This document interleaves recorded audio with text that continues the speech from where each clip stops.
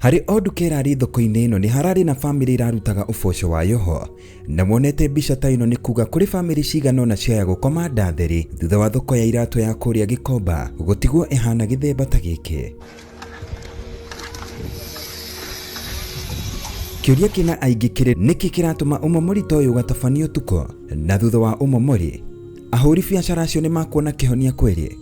Mathaa manini thutha wa ciĩko icio nĩ kumĩrire mũkwa wa video ĩno.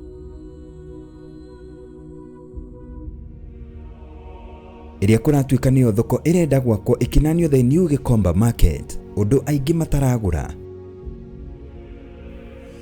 Kuringana na Gachagua, the purported arrest of Sakaja was diversionary. It was a red herring. It was meant to divert attention as cruel and inhuman actions were being planned by William Ruto and the police.